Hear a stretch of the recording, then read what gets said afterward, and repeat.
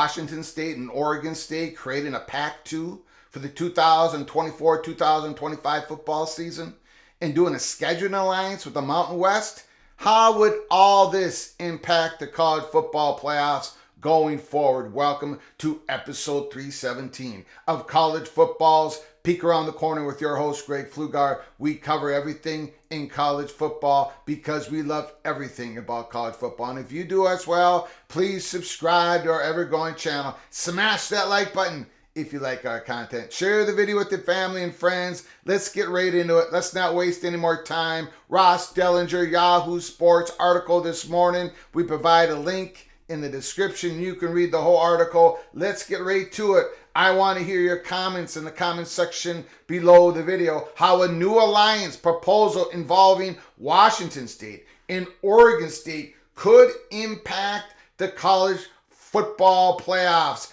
On October 14th inside Reser Stadium in Corvallis, Oregon, the Oregon State Beavers exacted a dose of salty revenge. They bludgeoned the UCLA Bruins at one point, leading by nearly 20 points before eventually cruising to a 36-24 victory over Chip Kelly, his Big Ten-bound program. Many believe that the Bruins' decision in 2022 to leave the league along with LA partner USC served as the ultimate trigger that toppled the Pac-12 and left abandoned the remote Pacific Northwest school as well as its neighbor, Washington State.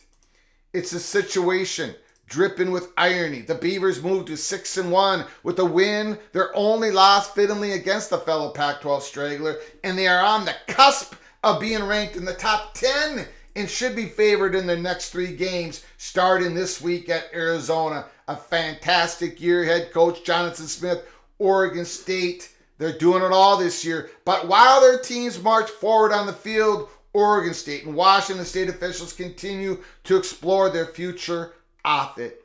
Some of those plans remain murky, but the fog of uncertainty is beginning to clear.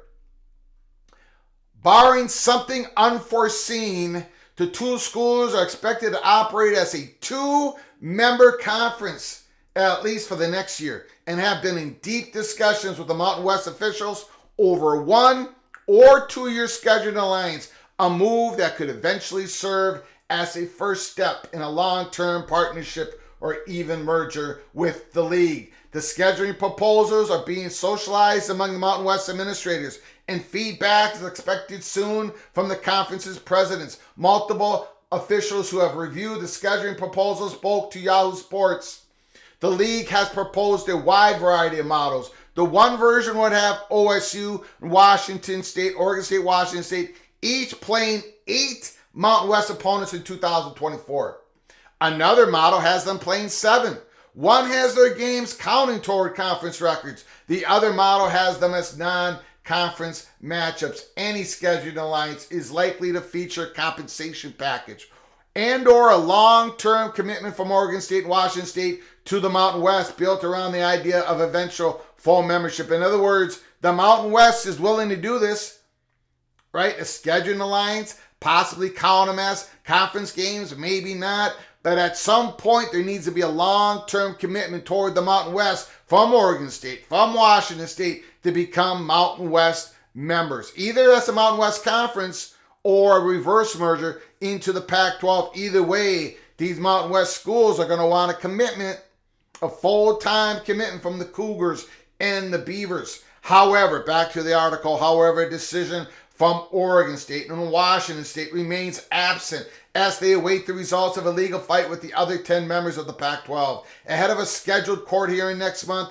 the parties are in mediation in efforts to reach a resolution on control of the Pac-12 and its assets, which includes millions of dollars. Look, we're gonna skip to the playoff impact of this. From a national, again, you can read the whole article. A link is provided in the description, but we're going to go to the playoff impact of this. From a national perspective, Washington State and Oregon State's future is significant in at least one way. From a national perspective, it is at the center of a potential changes to the expanded 12-team college football playoff format, which is set for implementation next fall. The current model calls for 6 highest-ranked conference champions to receive an automatic qualifier and the next 6 highest-ranked teams to get at-large spots, a format often described as 6+6. The format was developed and approved last year based on FBS having 10 total conferences. The math has changed. The Pac-12 collapse leaves FBS with 9 conferences. The college football playoffs original format was intended to provide at least 1 automatic playoff spot for a group of 5 team.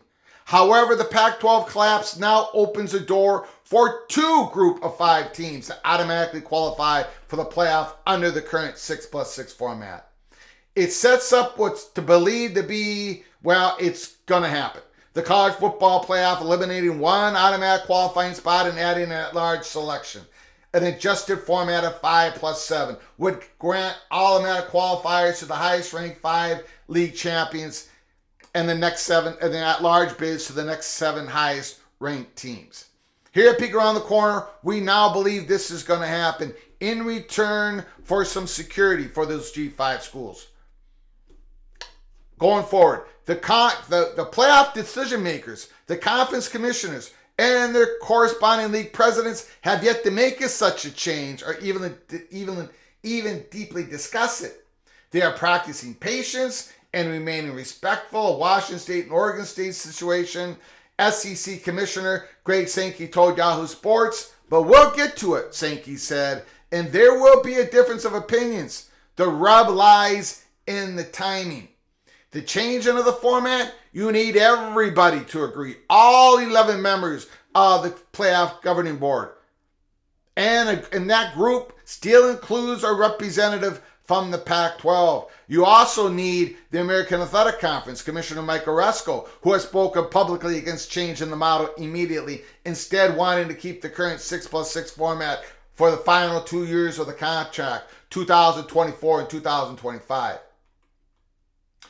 Now, starting in 2026, those playoffs, which we don't know what they're going to look like, you're not going to need everybody on board. You're not going to need all 9 commissioners and Notre Dame. It doesn't have to be a 9-0 vote. There's no binding agreement after the 2025 football season for both the playoff format and a television contract and how that money's going to be distributed. Washington State and Oregon State administrators have been in communication with those from the college football playoff about playoff access and revenue distribution.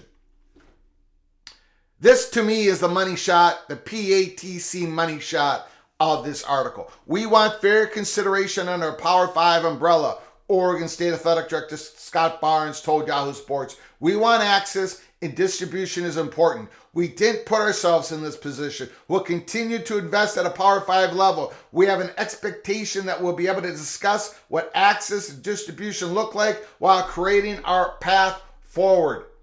In a message presumably meant for the conference commissioners whose leagues have swelled with addition of existing Pac-12 schools, Barnes added, "We didn't cause this. Those that did need to help us with the solution."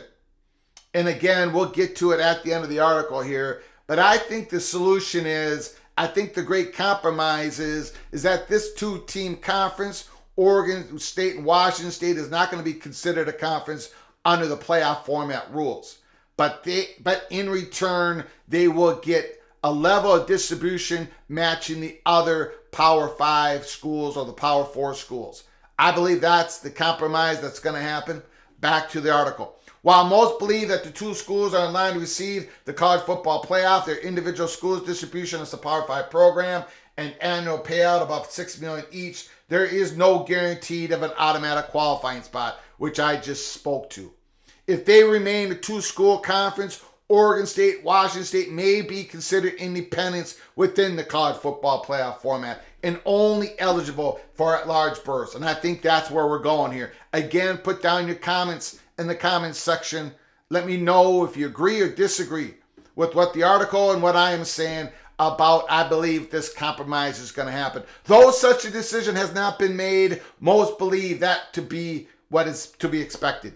The 2024, possibly 2025 as well, the two schools are expected to assemble a schedule that includes previously scheduled non-conference opponents, games with the respective in-state rivals, Washington and Oregon, and as many as 8 games against the Mountain West Conference teams as part of the scheduled alliance. And then we'll finish off the article.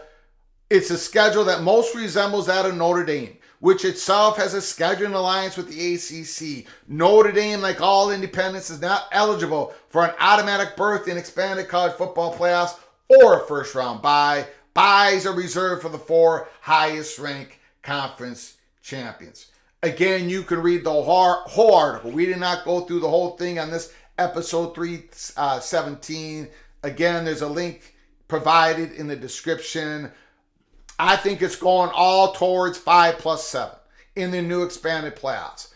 5 conference champions get an automatic berth. The top 4 ranked conference champions get a bye in the first round, and there's going to be 7 at large. And in return, the G5 conferences, they're going to get some security going into the future. Washington State and Oregon State are going to be considered independent programs. In other words, they might have a PAC-2 all set up, and that might be okay with the NCAA, but not with the College Football Playoff Committee. And Oregon State and Washington State are going to be eligible for at-large berths as independents. In return, Oregon State and Washington State are going to get the same level of playoff distribution money, at least for 2024 and 2025. The same as a Baylor, a Purdue, a Minnesota, a Ohio State, an Alabama, a Mississippi State, and a Wake Forest, right? The Autonomy 4 conferences teams are all going to get the same level of playoff money, and then they're going to get more when it comes to performance. But they're all going to get more money than the G5 schools. And Washington State and Oregon State, I believe, PATC believes that at least for 2024, 2025, Washington State and Oregon State are going to get the same level of playoff distribution. But they're going to be considered independent teams in the college football playoffs going forward. Again, put down your comments. Let me know how wrong I got it again. We're going to cover this story. We're going to keep covering this story. I expect sometime in the future, 2026 or 2025, Oregon State, Washington State will be conference mates with the Mountain West schools. Whether it be called the Mountain West or the PAC-14, we shall see. Until next time, from all of us at PATC, to all of you, please, until next time, you all take great care of each other. Thank you so very much.